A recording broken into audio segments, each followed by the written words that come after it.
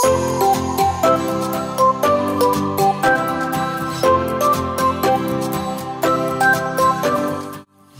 is the Cameron Journal Podcast. It's a place where we talk about important things. It's a place where we bring a little slice of the news to you.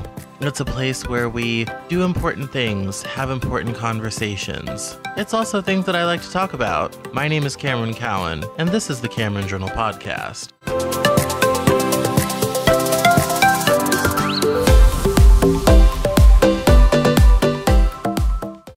Today on the Cameron Journal Podcast, we're back with Mikey Weinstein with the Military Religious Freedom Foundation. We've had him on the podcast a couple times, and I'm having him back on because the story we've been following about Christian nationalism has taken a new turn.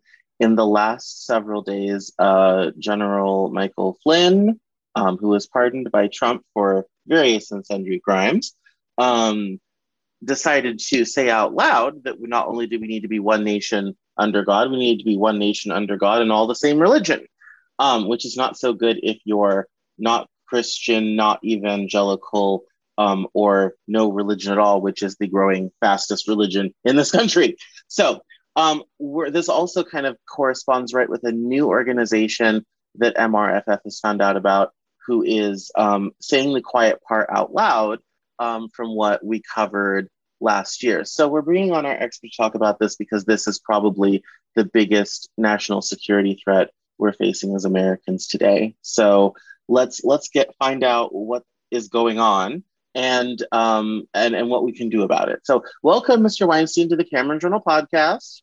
Thank you, Cameron. It's always a pleasure. Yes. So why don't we start with General Flynn's comments, because that's hot on the press today. I mean, we've talked about a couple times before about the Christian nationalist takeover of the military. What do you think about Mr. Flynn's comments, and what does that mean for the rest of us? I think it's fair to say that after I want to say that I'm not surprised, but I guess what I'd say is that making such a repulsive statement, such an unconstitutional statement, so boldly when he knows that everything that he sees is that wherever he goes, he's going to be covered by the media.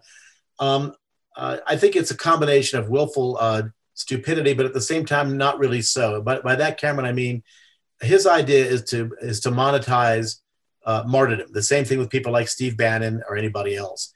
And to make the statement that is about as antithetical to the foundation of this country, how this country was founded, you have to ask why. Why would he do that? Why could he feel he could get away with something like that? Remember, this guy ran one of our 17 national security agencies.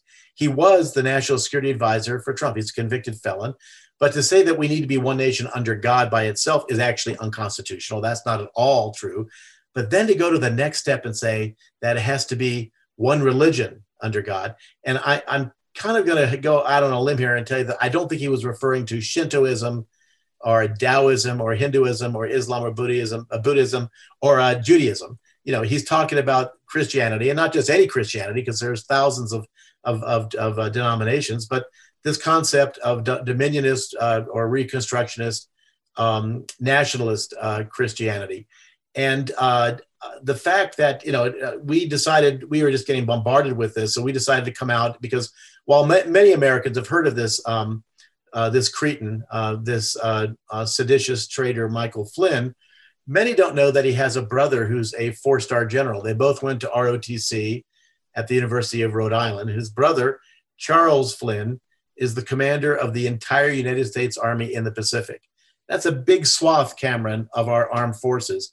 And directly the biggest swath that has to confront folks like Kim Jong-un in North Korea and President Xi, who is meeting with President Biden today in China. And so we felt it would be a good idea to directly ask his brother, or demand that his brother disavow and make it clear that he did not support that the horrible statements. Charles, the 4-star general, did not support the brother Michael Flynn's statements.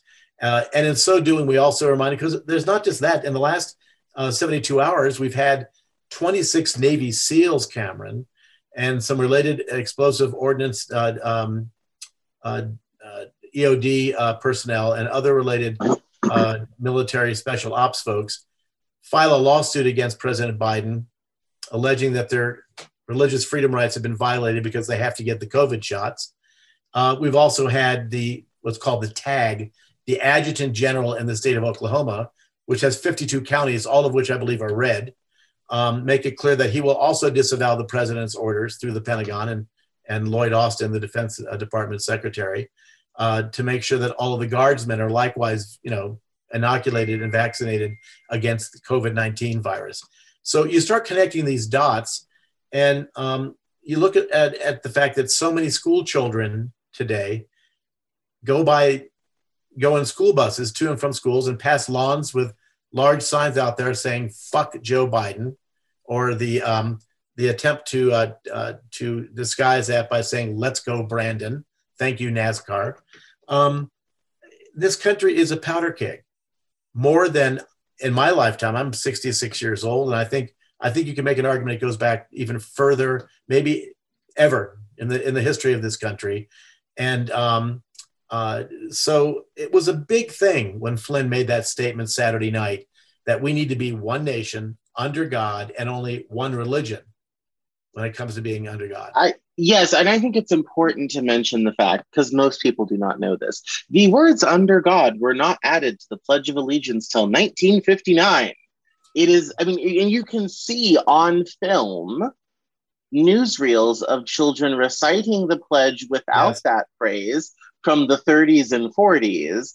And then in the late 50s, early 60s, mostly to combat godless communism, thank you, Joe McCarthy, these words were added. And everybody acts like it's been that way forever, time eternal, practically since January 5th, 1776. And those of us who've actually read a history book are kind of like, no, it's actually quite within my mother's lifetime. I mean, it's, my mother was 3 when that was put in. Like, it's not that long, all things relatively speaking. And that was an attempt to combat so-called godless communism. And, yes.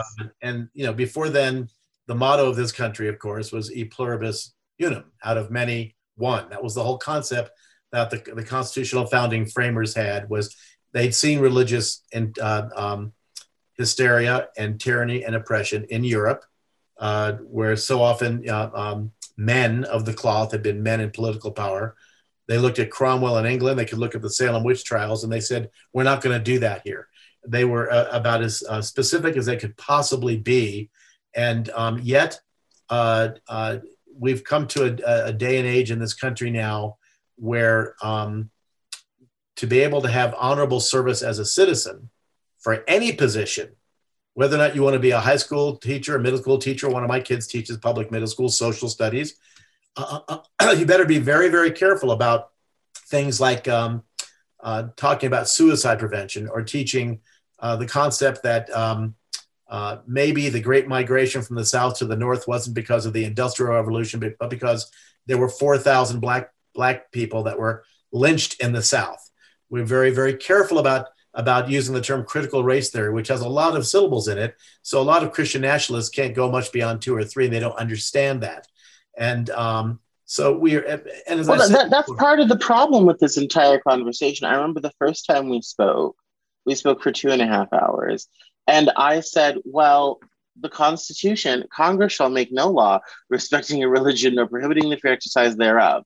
Seems like an open and shut case. Like, no need for a Supreme Court ruling on that one. Like, this seems pretty straightforward. And yet somehow, with that being, such a part of the First Amendment, and like the general knowledge, the founding fathers were not into the great state religions of Europe, many of which are still in place to this day, despite these countries being incredibly unreligious.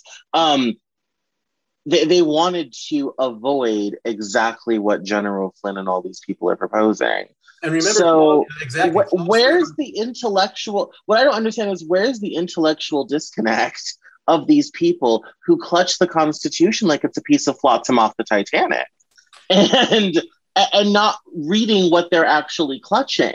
Well, you have to remember, I mean, it's not just they'll sit there and say, I've had this said to me for decades, well, Mikey Weinstein, why don't you show me where it says, religion in the First Amendment? I'll sit there and say, or God, and I'll say, look. Obviously, we have something called case law. We have, generations of case law that support this separation of spiritual and temporal, church and state, in interpreting the First Amendment. But look at Clause 3, Article 6, Cameron, and everybody out there in podcast land. That makes it very clear when it says we will never have a religion test for any position in the federal government. I mean, that's about as clear as you can get.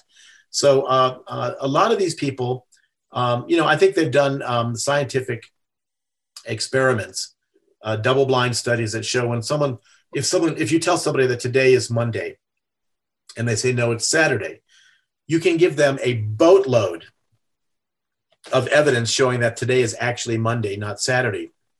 But rather than being open-minded and dispassionately looking at the facts, the more you show them evidence that contradicts, incontrovertible evidence, Cameron, that contradicts their completely wrong assertions, it only buttresses it and strengthens it. So I think, the whole idea of democracy in this country was that it was supposed to be a place where we could have reasonable debate on two different sides. And, I was seeing about this in the media because it's been, this a crescendo tsunami of this stuff since this was spoken Saturday night. It's not even been 48 hours.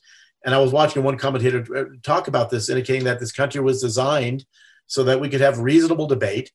And then after that, we go back, we respect each other, and then we move on. But we're not in that position now. Now the American flag has been co-opted by these individuals, along with the Confederate flag. And the concept of to be an honorable citizen, you need to be straight, white, Christian, and our version of Christianity, and male. No trans, no LGBTQA, no Judaism unless it's the right kind of Jews, like Jews for Jesus. Certainly no Islam, and certainly women have their place, which is basically to prepare food, serve food, and clean up after meals. And this is just the way it is. And this type of Christian nationalism exists. We know that in state legislatures. It exists among the sewage workers, the cops, the firefighters, Cameron. But when you find it in the Marine Corps, Navy, Army, Air Force, Space Force, Coast Guard, the intelligence agencies, all over the VA, but like I said, where all the weapons of mass destruction exist, this is a national security threat. It's not just a problem, issue, or challenge. And when you have someone like Michael Flynn, who rose to the rank of 3-star general, became the closest person for national security to the imbecile, entitled coward Trump, making the statement that we need to just have one religion to work together in this country, and we must. He used the word "must." It's not just phaser on overload, to use Star Trek talk. It's time for people to do something. And I saw something else the other day saying that there's going to come a time very near in this country where people who are being quietly complicit, are complicitly quiet when they watch this, silence, are going to have to decide to stay that way through the brutality, or they're going to have to stand up and actually exercise their right to fight back against it.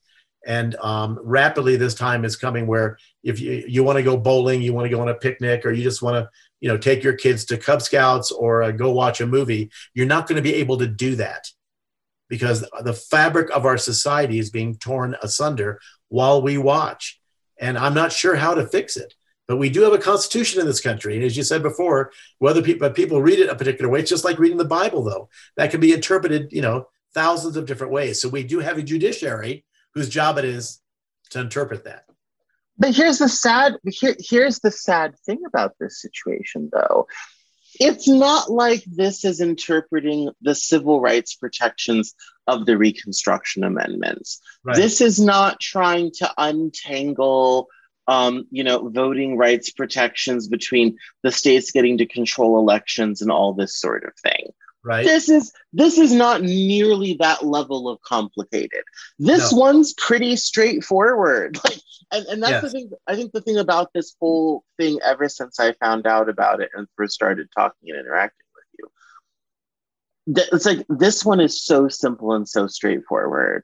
Like the prohibition against the federal government implementing any sort of state religion is very clearly enshrined.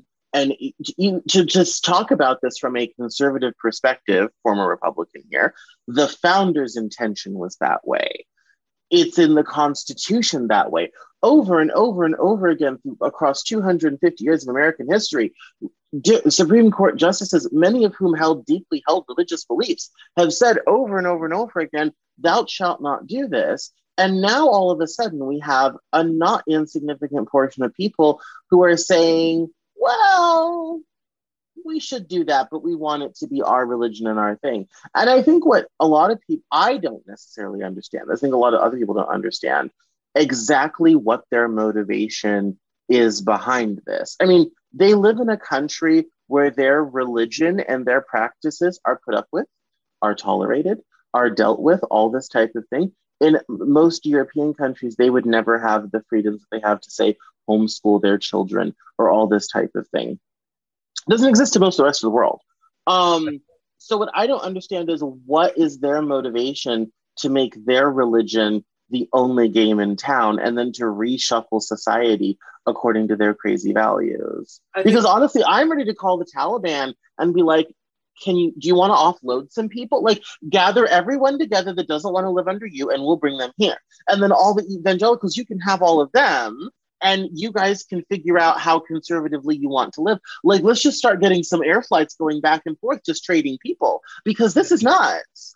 We've been saying this since the early 2000s, that we're dealing with the fundamentalist Christian version of the Taliban or Al-Qaeda or the Mujahideen or ISIS. And look, I think you can trace it back to two things: poor education and fear. Basically, when you tell people that have been in the majority for generations, this of course doesn't explain the fact when you find people of color or people are LGBTQ people that support or people of a minority faith who support Trump. I can't explain that. But poor education, the failure to teach civics about and the true aspect of American history. When I grew up in this going to public schools, the only Black history I ever got, I knew nothing about the massacre in Tulsa. That was never talked about.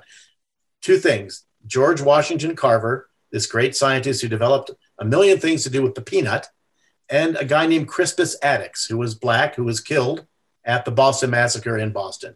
That was it. We didn't learn even about Jackie Robinson. I'm a big baseball fan, so I knew about him. So to sit back and say we're going to have Black History Month, and people go, well, I want White History Month. Black Lives Matter. No, all lives matter.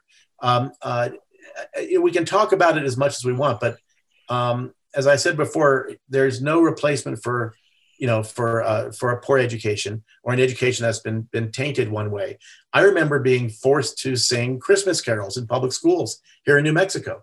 I didn't know that I could sit there and say, no, I don't want to sing together. I still remember the papers, the smell of the mimeographed papers with all the lyrics being handed out by our teacher. I don't want to sing Silent Night.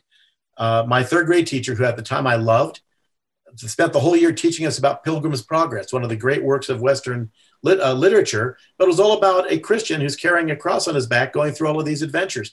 We didn't know any better. We were kids, but this stuff takes a toll. And when you come back and tell people that you're now in a more diverse, arguably more diverse society, you're all going to have to share your toys. You can't just keep the best toys to yourself. And that's what the idea of critical race theory, which is, you talk about being in grad school, it's a graduate level course. We're not teaching it to kindergartners, but the concept of unity and diversity and equity is something that means an awful lot. We had a situation we went public with a couple of weeks ago where we had a deputy commander try to cancel Halloween for his troops, saying that if you celebrate that, that's being disrespectful to my family night. He's a very devout evangelical fundamentalist Christian because why? Because you're celebrating Satan, and therefore you're not supporting diversity, equity, and unity. He then said there would be a unit Christmas play, and he was going to ask the few Jewish personnel in his unit, not ask because you're being voluntold by your commander in the military, right, to play the roles of Christ and some of the other Jewish people in the Christmas Passion Play concept. We got that stopped very, very, very quickly. But it's not even a stone's throw away. It's more like within arm's reach to see that we end up becoming Christian warriors. Think for a second, because no one's talked about it yet that I'm aware of except for us. Think of the bonanza, the propaganda bonanza for what Flynn said yesterday to the Islamic extremists out there who want to cast this as a war, a religious faith war between their version of warrior Allah and the version that they see of America, of warrior Jesus Christ. Could it possibly be made more any different? And when Flynn says we want one nation, we must have one nation under God and only one religion under God. When he says God, he is not referring to Buddha, Allah, or Spider-Man. He means his version of weaponized Jesus. That is the way it is. And but we are in a country that is being informed by media folks, podcasts on both different sides, on two sides. And the people that support what we view as rationality and reasonableness will monitor the stuff coming out of the One American News, Fox, Breitbart, Newsmax. But those that watch that, those horrible entities on the other side, have lost the ability to be objective, either through complete innate ignorance or, again, willful ignorance. They're being stupid on purpose. So, we would both be a lot more popular if we catered to that narrative. I always told everybody, I said, if I wanted to make a lot of money doing this, I would become a right-wing commentator. I'd make a fortune. And I'm brown, so that'd be even better. Like, I would make a fortune. Well, I was told that if I woke up one morning and said that Jesus had visited me and I had a sudden conversion, I could become a trillionaire, just getting on the lecture circuit and letting people, oh my God, Mikey Weinstein. For years, they've tried to refer to me as the latter-day version of Saul of Tarsus, and I'm on the road to Damascus waiting for my moment, and so I understand all that. And, but we have, real problems here. Another problem is something I don't like to talk about, but I don't like to use the terms conservative or progressive, but progressives often do not know how to get down and dirty and fight with the vile, fascistic Republican filth on the other side. They don't know how to do it. When Michelle Obama, a woman I have a lot of respect for, makes the statement that when they go low, we go high. No, Michelle, when they go low, we have to meet them on the field of battle and fight as hard as we can, because that is in their playbook. And I've said this for many years. You get a bunch of conservatives in a room together to plan something, and they go hand in glove. You get a bunch of progressives in a room together, and they try to peck each other's eyes out with pencils and pens. So that's a great old quote. I am not a member of an organized political party. I'm a Democrat. Will Rogers. Will Rogers. I think that is. I think the left also has a problem, and it's funny because I get a lot of feedback from people, including Trump Republicans and other Democrats, who say, Cameron, why aren't you in charge of Democratic Party messaging? You actually know how to talk to these people. And I said, well, please share a podcast episode. For me to have any effect, I need to be much more popular. So it's like, share everybody, please. It is true. Like, I think a lot of these conversations get stuck in really kind of dumb ideology. And I think a lot of people on the left they don't understand evangelical Christianity because most of them have never been exposed to it, didn't grow up with it. That's the first problem. The second problem is they don't know how to talk to religiously minded people. And I think the third thing they don't understand is that people are a lot more conservative in this country than a lot of people give people credit for. And I think particularly the progressives, and my congressperson, Camilla Jayapal, is the tip of the spear on this stuff. The progressives on the left just don't understand that. Like, they don't understand how to take progressive values, thoughts, and ideas and articulate them to a conservative religious audience. It's like the messaging they don't know how to do. You just stimulated a very bad memory I had a number of years ago. I was asked to give a speech in front of a large group of liberal, centimillionaires, people that were worth more than $100 million, some more than $1 billion, and their representatives. I gave the speech about what we were doing and why we were doing what we were doing. And everyone sat just stone-faced when I finished. And finally, a hand went up and just said, well, Mr. Weinstein, why should we even have a military in this country? it's like this, the concept of defund the police. Okay, what is the, I understand the concept, but if you honestly don't believe we need to have an armed services in this country, I don't even know where to begin with you. If you don't understand that the nature of we were made through evolution, or however you want to view it, that our bodies need sustenance every few minutes, whether it's food or drink. We need to be protected from the heat and the cold. This calls into the spotlight resources, who can have resources. And as we started out, as tribal entities millennia ago, we find ourselves here now with the ability to kill ourselves and extinguish life on this planet. But you can't get too far beyond, and people will look at you, they don't want to think about it that way. The concept of, well, I love the American flag. And, if you're born a boy, then you stay a boy. If you're born a girl, there's only two sexes, just like Adam and Eve. It's hard to argue with faith. I like to go back to the Constitution because it says what it says, and it's been interpreted, as you mentioned and we mentioned earlier, for generations, one way or the other, and makes it really quite clear. And the military, since we talked about that, has its own criminal code. Remember, it was just a few months ago when Mike Flynn was saying that, like in Myanmar, we should have a military coup in this country. Now, I would like to see the Biden administration do what they can do for retired officers who are collecting retirement, and pull them off retirement and court-martial them. Why not? Why would you not do that? And to make a statement that we should have a coup in this country, like they did in Myanmar, which he said in front of an audience. You remember that, Cameron, right?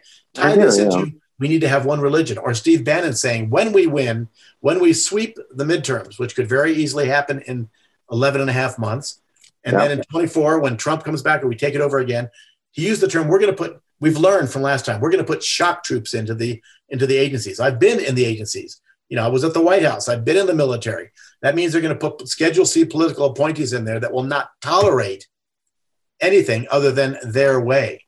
And this is, an autocracy. This is an authoritarian strongman attempt to literally trample the Constitution and create a dystopia, very, very much like what you see in The Handmaid's Tale. And we even had the producers there reach out to us once, telling us, thank you for helping us try to stop the future that we portray on our show. But Gilead is the fictional country there that is still in a war with what's left of America. There isn't much left. This is the kind of stuff that is actually happening. We are sitting here in mid-November of 2021. How long are we going to go before something significantly huge can happen and tear everything apart? I don't know. All I know is that we have to try to keep fighting to do what is right.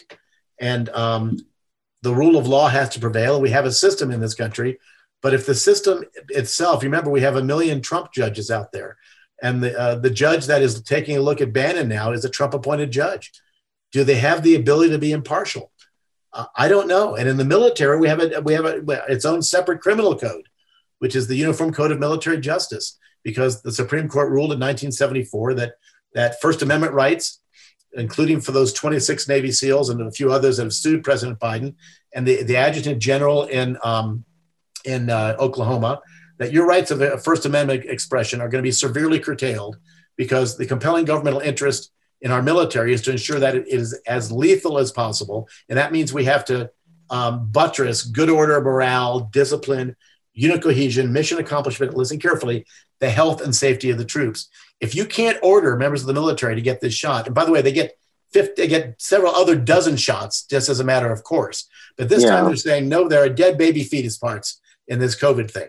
And when you look at at an idiot like which there isn't, just for the listener. Of course not. we have to dispel misinformation every chance we get. Yeah. Aaron Rodgers, who says, well, I'm not an activist, I'm an athlete, who lies and claims he's immunized, but then I guess he goes to Dr. Joe Rogan, speaking of podcasts, to try to get his best advice. And that's why I was seeing, was it forget who it was, one of the celebrities this weekend was saying that if Rodgers ever suffers a compound fracture on the field like Joe Theismann did for the Redskins back in the day, he hopes it's going to be Joe Rogan running out there with his medical kit to fix it. But the fact that you would have people saying, I need to do my own research. and determine whether or not this shot is safe, whether it's Johnson & Johnson, Pfizer, or Moderna.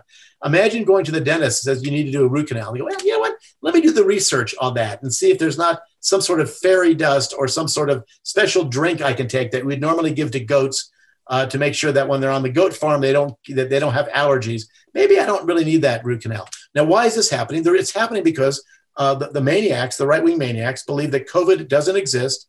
It was invented by those people trying to take their Lord and Savior, Donald Trump, out of the White House. And you're being disloyal to that cause if you get the shot. And this is where we are now in this country. And I don't know anybody. Maybe you'll be the exception. I know of nobody who hasn't lost family or friendships because you have people on the other side. In my own personal, in my professional life, I have to deal with enough people that support the entitled coward Trump. And it's not that, he has a very low intelligence, but he's easy to become a hand in glove and be manipulated by the Christian nationalists. But everybody else, in my personal life, I've tried to excise as many as I can that support that. Sometimes because of familial ties or going back to college days, it's hard to do it. But let me put that question to you. It's your podcast. Have you had to separate yourself from anybody because of this? I actually really have not. Well, then I congratulate you. And I wish I could say that, but in my situation, that is not the case. Yeah, it's kind of a difficult situation. I've gotten in a lot of interesting conversations, debates, and arguments about the vaccine. I've been dialoguing on Instagram with this cop named Mike Cunahan. I've posted our conversations on Twitter from time to time, and he's kind of been in the whole, if you're a healthy person, all this type of thing, you don't need the vaccine, or 78% of the deaths have been from obese people, all this type of thing. And he's one of these fitness bros that works out a lot on the cover of Men's Health, all this type of thing. And it's funny because in one of our conversations, I quoted the preamble of the Constitution, which has a lot of, one might consider, collectivist language in it, all this type of thing. And he asked me why I was quoting communism. And I said, I'm not quoting communism, sir. That's just the preamble for all that stuff about common welfare and all that type of thing. Right. That's just in the Constitution, been there since 1787, just chilling, sort of thing. So this is kind of the mind, but not a lot of people are willing to engage and stay engaged with someone like that and respond to every Instagram story and every dumb post and all this sort of thing, and just, be out there like that. And I think, I think part of the problem with that broken narrative, and I think it's indicative of broken narratives elsewhere, is a lot of people who are, and I hate to say it, but are pro-vaccine. That's a terrible term, but we're going to use it. They're not willing to meet people where they are with their concerns. Like, I'm Black, and in the African-American community, we have a very justified suspicion of the medical establishment. They've not always been so nice to us. And so I have a lot of my Black friends who are kind of like, no, thank you. We'll take a pass on this. And I'm kind of like, I understand where you're coming from. Like, Tuskegee wasn't that long ago. Like, Henrietta Lacks, Oprah made a whole movie about that situation. And her cells are responsible for every major medical breakthrough in the last half century. And her family just got paid for it. There's been all these issues and all this type of thing. And I think people are not willing to address the concerns with the vaccine. And I have read some troubling things about the vaccine. I have some concerns, and I say that as someone who's double vaxxed. When it comes to myocarditis and heart issues and all this type of thing, we're gathering our long-term data on the vaccine in real time, and all this sort of thing. But the reality is, when you look at the numbers, compared to even other older vaccines, the rate of death or complications or everything is incredibly low, especially for something that we invented a year and a half. We came up with a year and a half ago. About hypocrisy, when people sit there and try to make the statement, no vaccine because it's my body, my choice. Compare that to abortion. No, exactly. right. The same people are like, I should get to choose what to do with my body. It's like, let's keep that energy next time we talk about abortion. Yes, and then it immediately flies out the window. I mean, this is the whole problem. And I think it's odd that COVID, masks, vaccines, all this sort of thing have become so politicized. I didn't really see that coming. And I mean, when it happened, I lit in on it and I'm like, okay, that's what's going on. But I didn't really think that it would become kind of what it is, to where people are kind of like, oh, like wear, don't forget to wear your jacket today so the person next to you can be warmer, because apparently that's how vaccines work. And that people should have the option to just not do it because they just don't feel like it. And all the people who've had dozens of other vaccines but just don't like this one. That whole debate, that whole situation. That's what we said before. You cannot just you can't tell me you have the flu shot, or my wife happens to have MS, so she's immunodeficiency compromised. And I understand it, but look, the bottom line is, I'm getting back to, if you have a military and you're ordered to do something, you will take that hill. Well, now, you know what? We need to do a site survey to see if I need to take that hill or not. So we're getting back to Flynn and how dangerous that is, or the Adjutant General in Oklahoma, how dangerous that is, disobeying orders to do it, or the Navy SEALs that are suing the president saying, you're violating my religious freedom to do that. Religious freedom itself has turned into the freedom to only do what I want to do. And I want to be able to, and if you don't agree with what I'm telling you to do, like the deputy commander ordering the troops, making it very clear that you shouldn't celebrate Halloween, whose freedom is it? Is it, if you do that, you're going to be insulting me if you're going to be celebrating Satan, as opposed to a holiday for little kids to dress up like Taylor Swift or Spider-Man and to get Tootsie Rolls and lollipops. But it's a much more serious thing. I don't understand this. I think what it comes down to is a lack of empathy and sympathy from one human being to another. They've done studies of this. As you go up the phylogenetic scale from apes, chimpanzees, bonobos, the ability to care for other species members of gorillas, apes, and bonobos gets larger as you go up the scale. But even for human beings, like we max out at about 100 or 150 fellow Homo sapiens. After that, Stalin said one man's death is a tragedy, a million is a statistic. And there's a certain sense of just, I don't want to use a pedestrian or prosaic word, but meanness. Now, I'm not saying there isn't intolerance on the left. I've seen it. I understand that. But it is a different type of animal when you see it with people like a beautiful state like Idaho, filled with a lot of Christian nationalists that are there, but you can find them anywhere. You go out to Red Lobster, the table next to you. You go to a movie theater. Have you not driven in your car past these vehicles with the Trump and American flags out there? As I said before, even the concept of Let's Go Brandon, because at that NASCAR event, they're trying to see, well, that's the fake news. It was a female reporter trying to interview a race car driver who misunderstood. They're saying, the guy's name was Brandon. Hey, let's go Brandon, when they were saying, fuck Biden. See, that's the fake news. So I've got about 3 or 4 minutes left. Time with you flies when it goes, but I feel like I'm talking to, I always feel like we're like on an airplane together or meeting in a public place, having a great discussion. I just wish that others could ask these questions. And I had a former friend. He's no longer a friend. Based on this what's happened, lost that friendship. We still stay in touch, but not anything that's helpful. That is growing or fruitful for either one of us. Who just appears to be mean. He's just mean. His statement was that it's really just simply Michael Flynn expressing his religious views, which he's allowed to do.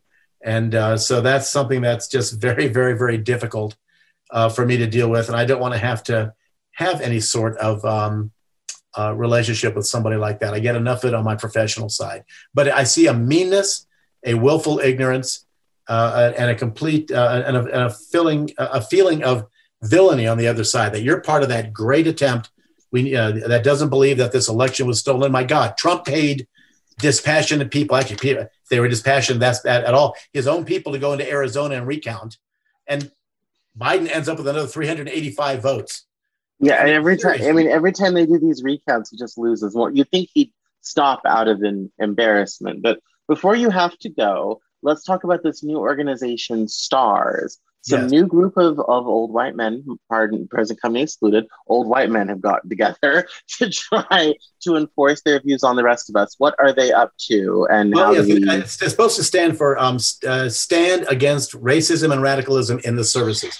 I believe they got some token people they claim that are people of color or might actually be not Christian, but in the main they're older, straight, white Christian males, and it's a they formed. They're very closely related to my alma mater, and the alma mater of four of my kids, the Air Force Academy in Colorado Springs. Because the football team last year during COVID came out with a 3-minute video to their credit extolling the virtues of Black Lives Matters. And that enraged these graduates and many others. So their concept was that that's a commie organization. Probably the head of it secretly is Vladimir Putin. And as we took a hard look at them, we put out some analysis, the connections to these Christian nationalist organizations that we've fought in the past. There's a long list. There's over 100 of them that seem to be headquartered right there in Colorado Springs, which we refer to as the fundamentalist Christian nationalist Vatican, was very, very clear to see. And so we had a number of people that had reached out to us saying, hey, so we exposed them for what they are. They're nothing more than another one of these, hate organizations connected every which way you can imagine by folks that want to preserve the status quo, which means you all can live the way you want to live. But it's really a great time to be male, straight, and Christian, and conservative, and Republican. And the rest of you will, maybe we'll tolerate that. And it's extremely dangerous when you look at retired generals. There are lawyers, there are other folks that are there. The majority, of course, are going to be straight, white Christian males. And they really hate critical race theory, because that's another communist plot trying to make white people feel really bad about the history here. And I'm not saying critical race theory, if anyone, it's hard enough for anyone to encapsulate it, but that there weren't some flaws there. The concept that the Revolutionary War was created to preserve slavery has come under great criticism. And I understand that. But the idea of trying to reframe history or reteach it from the perspective of, it's nothing more than what Howard Zinn did in A People's History of the United States. It's a fabulous book. Matt Damon talked about it in Good Will Hunting. But, I never met Howard Zinn, but I was asked to replace him on the advisory board of truthout.org when he had his heart attack and passed away, sadly, in LA. You read that book and you look at American history through the eyes of people of color, trade unionists, Native Americans, and women, you see a very different perspective. I live in a state with a very large Native American population. I've talked to Navajos and to members and to the two different varieties of Apaches and others that are here. And it's a very, very different perspective. When you talk about manifest destiny, America from shining sea to shining sea, which is tied directly into this concept of Jesus wants us to take control of this country. You trample on the rights of others. It doesn't mean that we still don't have massive virtue in this country. What it means is that we need to take a hard look at this. And by doing that, you learn critical skills, the same skills that you learn when you buy a pair of shoes. Do I want that color? Are these going to be good for me if I walk a long distance? What's wrong with that?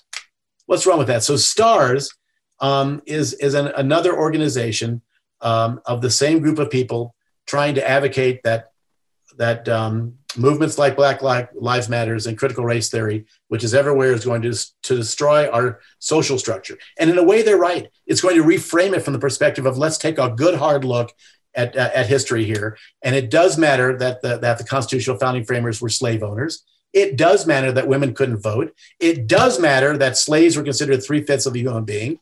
And so by having this knowledge, the concept is information, Cameron, is inherently better than no information. So that's where we stand with that. I have pretty much reached my limit for this. I could go on for hours with you, but I'm sure that maybe we'll have a chance to talk more times in the future. Yeah, no, I obviously I know time is short, so I just wanted to kind of go over what these people were up to, and democracy dies in the dark. A great newspaper used to believe that. They don't anymore. They're owned by Jeff Bezos, but the principle is still true. It is. And so it's just important to, highlight these people wherever they are, and to try to kind of expose what is going on. And well, I want to say one more thing if I can. Yeah. We have to use bodyguards here, and one of our head bodyguards, who's a very, very well-known bodyguard of celebrities, I won't say his name, he happens to be African-American, had his own radio show for a while, fabulous guy. Back in the early 2000s, he said, Mikey, because he'd heard me give a lot of my speeches, he said, it seems as though everyone loves freedom of speech until they hear something they don't like. And yes. I always think about that. It's a simple little statement to make, but it's just like it's easy for someone to be a bully and dish out hatred and meanness, but they can't take it back. So you may not like to hear things like, I don't like being told I'm going to burn eternally in hell. A lot of people that believe devout Christians are on our staff. They donate to us. They're good people. They're evangelical Christians. I understand they're entitled to that view. I hope they're wrong, but they haven't crossed the chasm to become fundamentalist Christian nationalists, but they're evangelicals. That is their right to believe it. I don't like it, but I would fight until my last breath to make sure they could say that. I will not fight with my last breath, quite the opposite, to allow someone to say that we need to have one religion only in this country. Because, Cameron, we have seen that train leave the station before, and it leads to a vast, vast quantity of blood flowing in the streets. And by our very nature, Homo sapiens, we are a very, very new species on this planet.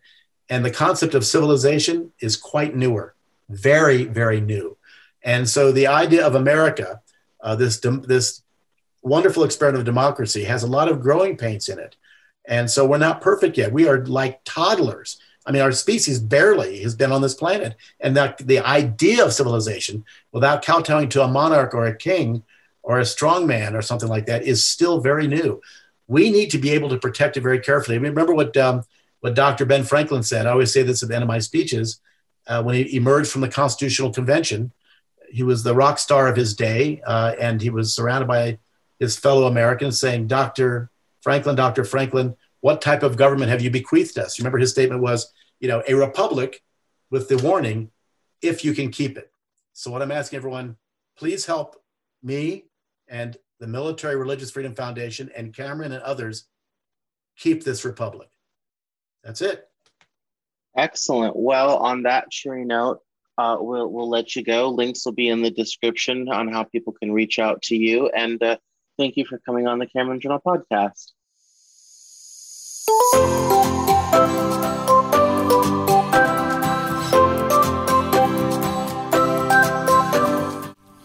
That's all for this episode of the Cameron Journal podcast. Thank you so much for listening. Visit us online at CameronJournal.com. We're on Facebook, Twitter, and Instagram, and I love to talk to my followers and listeners, so please feel free to get us on social media at Cameron Cowan on Twitter, and we'll see you next time on the Cameron Journal podcast.